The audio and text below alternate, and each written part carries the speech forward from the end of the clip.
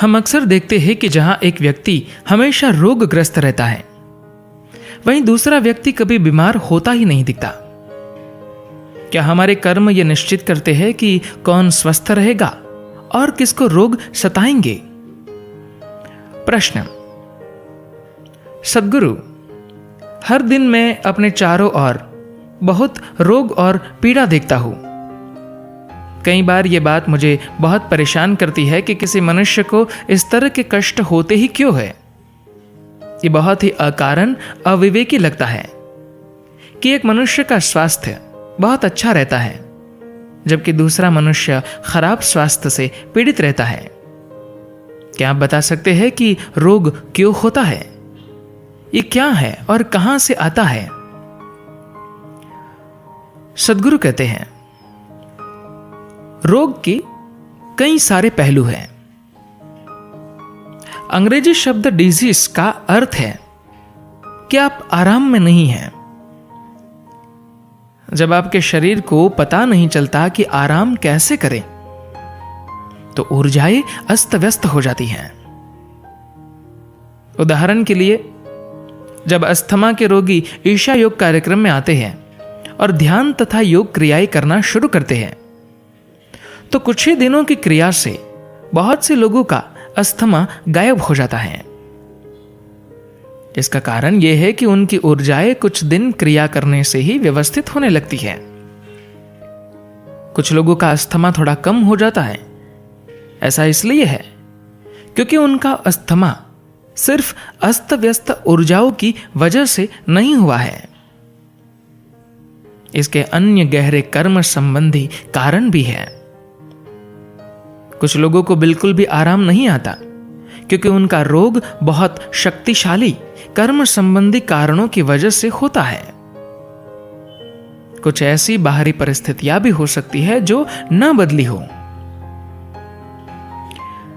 कर्म रोग का कारण कैसे बनते हैं?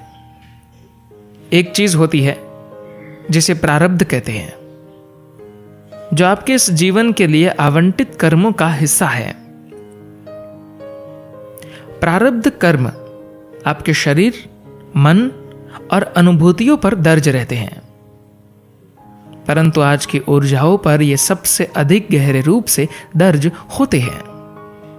ऊर्जाओं पर कोई जानकारी कैसे दर्ज हो सकती है? ये मेरे अंदर एक जीवित अनुभव है। मुझे पता नहीं कि इस पर कोई वैज्ञानिक शोध हो रहा है या नहीं, पर मैं ये जरूर जानता हूं कि विज्ञान किसी दिन ये जानने के लिए रास्ता ढूंढ ही लेगा। एक समय था जब हम जो कुछ भी दर्ज करके रखना चाहते थे, वो सब पत्थरों की पट्टियों पर लिखकर रखना पड़ता था। वहां से हम पुस्तकों की ओर आए और अब आगे बढ़ते हुए डिस्क और चिप्स तक आ गए हैं। पत्थरों की हजारों पट्टियों पर जो कुछ लिखा जा सकता था वो एक पुस्तक में आने लगा, और फिर जो हजारों पुस्तकों में लिखा जा सकता था वो एक कॉम्पैक्ट डिस्क में आने लगा, और अब तो हजारों डिस्क में आने वाली जानकारी एक छोटी सी चिप में आ जाती है। किसी दिन ये होगा कि आज हम जितना कुछ लाखों चिप्स में दर्ज कर सकते हैं, वो ऊर्जा के एकदम छोटे से हिस्से में आ जाएगा। मैं जानता हूं कि यह संभव है क्योंकि यह मेरे अंदर हर समय हो रहा है, और ये हर एक में हो रहा है। ऊर्जा स्वयं ही एक खास ढंग से काम करती है। हर एक की ऊर्जा या प्राण शक्ति एक समान ढंग से काम नहीं करती। ये उनके कर्म बंधनों के हिसाब से काम करती है। ऊर्जा में चीजें सबसे गहरे तरीके से दर्ज होती है। ये कर्मों के बैकअप यानी कि मूल स्रोत न होने पर काम आने वाला संग्रह की तरह काम करता है।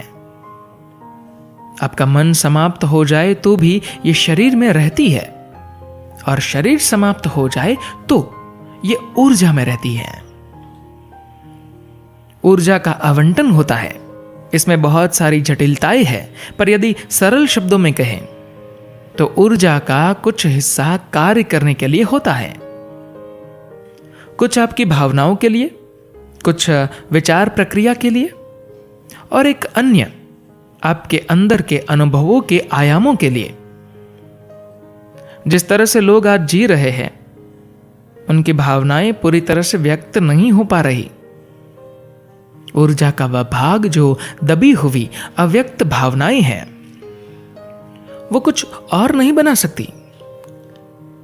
या तो उन्हें भावनाओं की अभिव्यक्ति बनकर उभरना होगा, या फिर वे अंदर की ओर मुड़ जाएगी और आपके अंदर अजीब गड़बड़ियां करेंगी। यही कारण है कि पश्चिमी देशों में इतनी अधिक मानसिक समस्याएं हैं।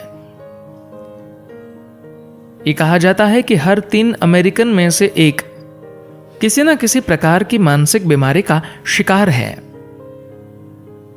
इसके मुख्य कारणों में से एक ये है कि उन संस्कृतियों में भावनात्मक अभिव्यक्ति के लिए कोई स्थान नहीं है। हर भावनात्मक चीज को कमजोरी समझा जाता है और उसे दबाया जाता है। सारी दुनिया में 90% या उससे भी ज्यादा लोगों को अपनी भावनाओं को पूरी तरह से प्रदर्शित करने का मौका ही नहीं मिलता। उन्हें अपने प्यार से, दुखों से, खुशियों से भी डर लगता है। वे हर चीज से डरते हैं। जोर से हंसना एक समस्या है, जोर से रोना भी, सब कुछ एक समस्या ही है। वे इसे आधुनिक संस्कृति कहते हैं। मेरे विचार में तो ये एक प्रतिबंधात्मक संस्कृति है जो आपको एक खास ढंग से व्यवहार करने के लिए मजबूर करती है। अगर आपकी भावनाओं को पूर्ण अभिव्यक्ति नहीं मिलती, तो यह अंदर जाकर आपका बहुत नुकसान कर सकती है। एक और विचारणीय बात यह है कि आधुनिक जीवन में गतिविधियों का स्तर नाटकीय ढंग से नीचे आ गया है। जिस तरह मनुष्य पहले अपने शरीर से काम लेते थे, अब वैसा नहीं है। लेकिन आज भी आप में भौतिक शरीर सबसे मुख्य भाग है। इसलिए प्रारब्ध कर्म का अधिकतम भाग शारीरिक गतिविधि के लिए आवंटित होता है। यह अनुपात एक व्यक्ति से दूसरे में काफी अलग हो सकता है, लेकिन आमतौर पर यह ऐसा ही होता है। अगर ये उपयोग न की गई ऊर्जा वैसी ही रह जाती है, तो यह आसानी से रोग उत्पन्न कर सकती है। आधुनिक मन एक खास तरह की विषिक्तता से पीड़ित हो रहा है, जो पहले के समय में नहीं थी, क्योंकि आजकल मनुष्य ने अपने शरीर का उपयोग करना बहुत कम कर दिया है। जब आप अपने आप को शारीरिक गतिविधि में तीव्रता से लगाते हैं, तो आपके तंत्र की गड़बड़ियां ठीक हो जाती हैं, क्योंकि आपकी नसों की ऊर्जा का अच्छी तरह उपयोग हो जाता है।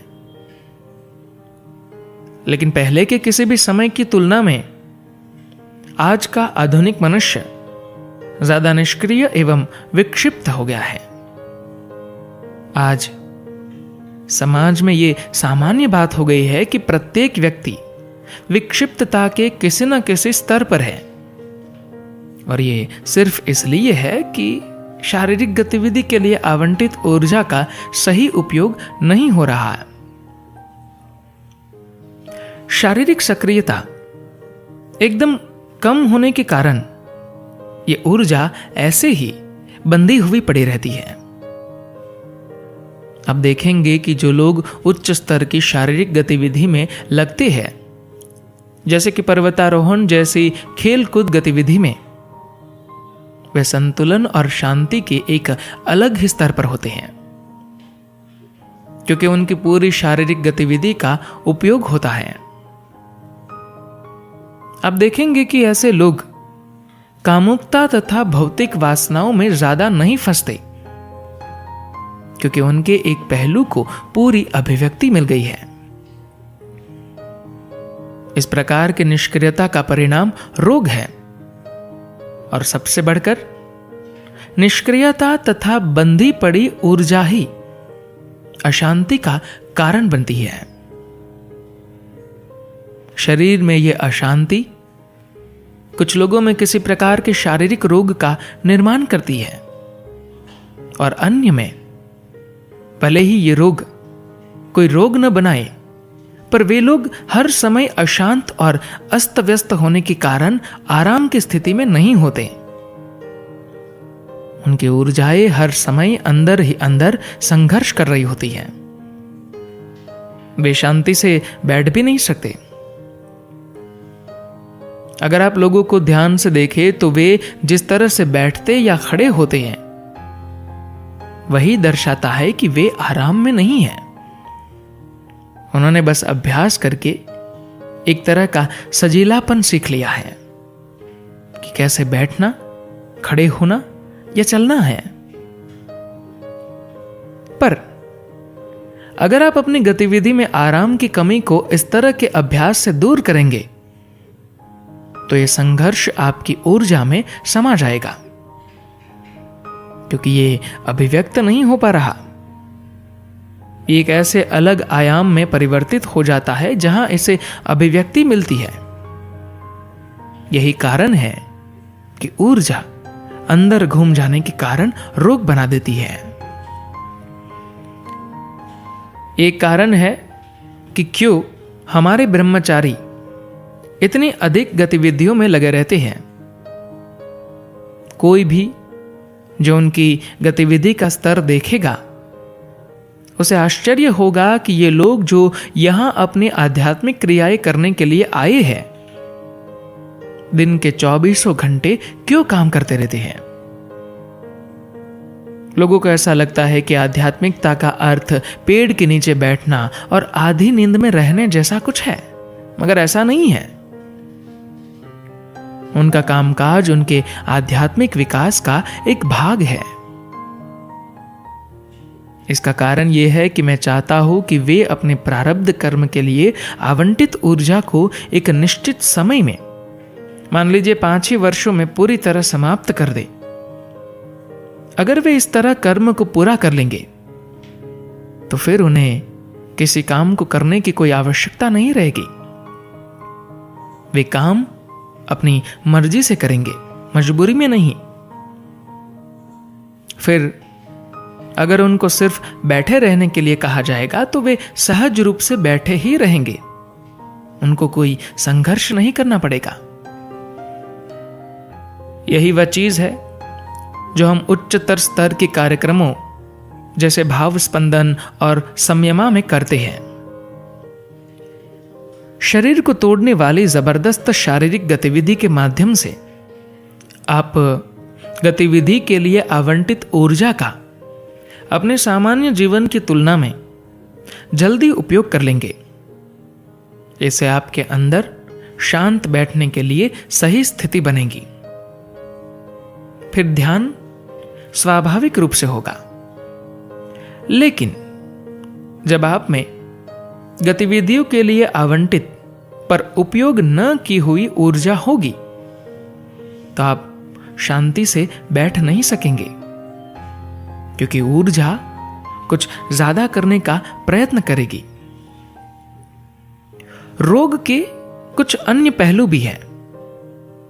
कुछ कर्म संबंधी कारण भी होते हैं, क्योंकि आपकी ऊर्जा एक खास ढंग से काम करती है और रोग उत्पन्न करती है।